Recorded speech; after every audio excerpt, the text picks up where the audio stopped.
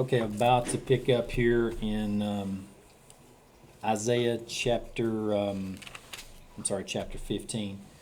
I did a little bit of a little bit deeper study, trying to gain a better understanding. You know, we see some things here, and we see these throughout the scriptures, Old Testament and New. All of Israel will be saved, Israel to be prepared. And that chapter 14, verse 1 there, for the Lord will have mercy on Jacob and will yet choose Israel.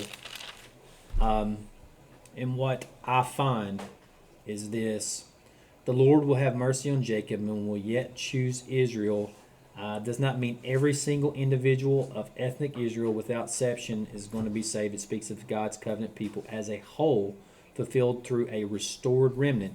That's what we see consistently, is that restored remnant. That remnant, not automatically every single person. It is about those of faith. We see God's promise to restore Israel after judgment.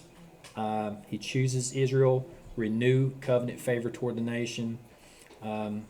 It's a national promise, not a blanket guarantee of salvation for every individual.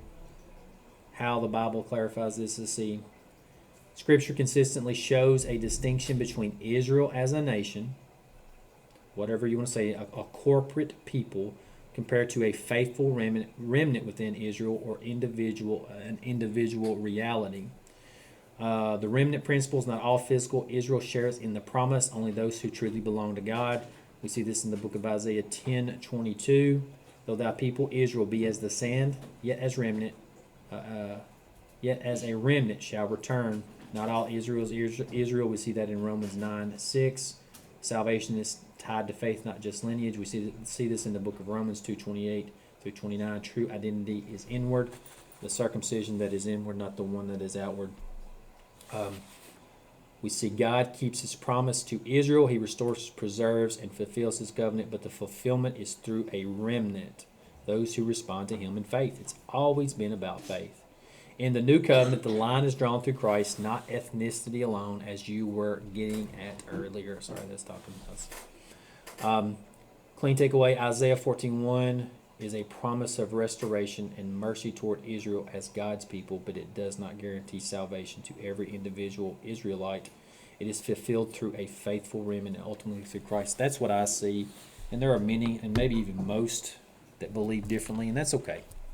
But this is my understanding, and so and as I talk about this, I want to make sure that I'm consistent. You know, I may have a full pivot. I talk with I would say preacher friends, and a lot of them, we seem to share a similar idea. I talked to one buddy who has a doctorate, way smarter than me, and while I think he has maybe moved a little bit on his position, I don't know that we see eye to eye.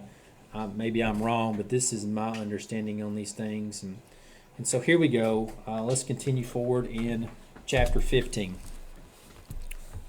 All right, so let's checking the time.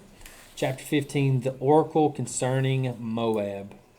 The burden of Moab, because in the night Ar of Moab is laid waste and brought to silence, because in the night Ker of Moab is laid waste and brought to silence.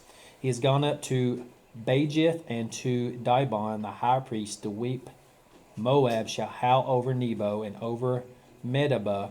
On all their heads shall be baldness and every beard cut off. In their streets they shall gird themselves with sackcloth, and on the tops of their houses and in their streets every one shall howl, weeping abundantly. And Heshbon shall cry, and Elilah their voice shall be heard even unto Jahaz. Therefore the armed soldiers of Moab shall cry out. His life shall be grievous unto him. My heart shall cry out for Moab. His fugitive shall flee into Zoar, a heifer of 3 years old. Okay. There's talks of this taking place now, I think, if this is where this is going.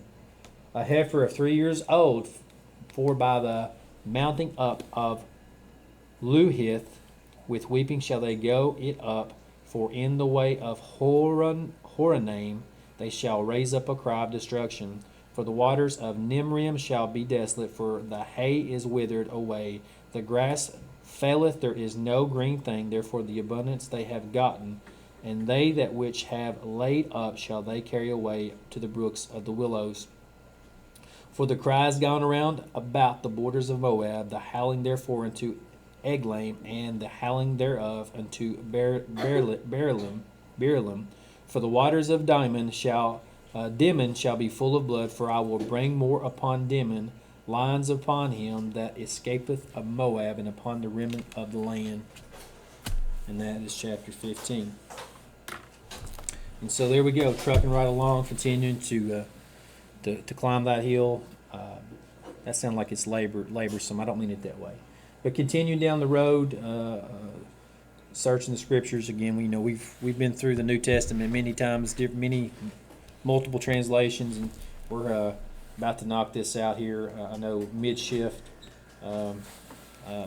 in the Old Testament, but that's okay. We'll just continue on trucking right along. The Word is alive and ever changing, and it will continue to shape us, and we'll find something new in it each and every time. I heard a fella say once at a Bible study, true and funny, he's like, it's all in there concerning this, that, and the other, and if it's not in there, yeah, he said it's all in there, this, that, or the other, and he said if it ain't today, it will be tomorrow. And I thought, that's funny, but that's true. So anyway, that's it for today. I love you boys much. Again, hope that you guys are having a great day, and I'll talk to you soon. Love you all. Bye.